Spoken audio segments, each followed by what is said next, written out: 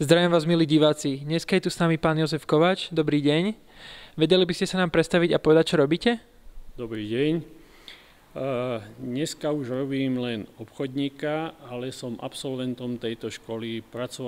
Strávil som v tejto škole 15 rokov, aj ako učeň, pracovník a na rôznych funkciách neskôr, až kým som si teda nezaložil vlastnú firmu. Ak by ste mali možnosť sa vrátiť v čase a vybrať si znova povolanie, vybrali by ste si odbor tlačiar? Ja určite, napriek tomu, že keď som nastúpil do tejto školy, som moc o tlačiarovi nevedel. Musím priznať. Ale určite áno. Čo vnímate ako najväčšiu zmenu v odbore tlačiar?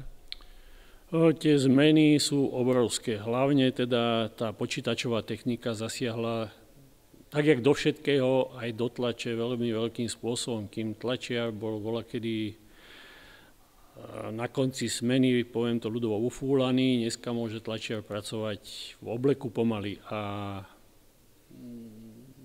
tá pomoc počítača je neskutočná. Aj čo sa týka výsledku tej tlače, aj čo sa týka námahy toho tlačiara.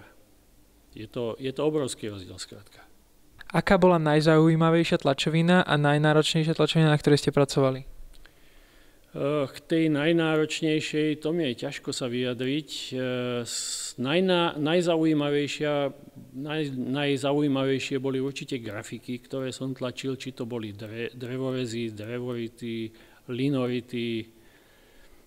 To boli určite najzaujímavejšie práce, pretože vlastne vždycky pri mne stál ten autor tých malieb, alebo teda tých grafík, na konci to boli nemalby, ale grafíky a to boli veľmi pekné práce a aj veľmi zaujímavé. Priniesla zmena v technológiách tlače viac príležitostí pre ženy? Priamo ako v tlači neviem jednoznačne povedať. Ako samotné tlačiarky, to vám neviem povedať. Stretol som sa aj so ženami, tlačiarkami, ale v poligrafii samotnej vždy bolo dosť žien, aj myslím si, že je dosť žien. Stretol som sa aj s tlačiarkami, áno.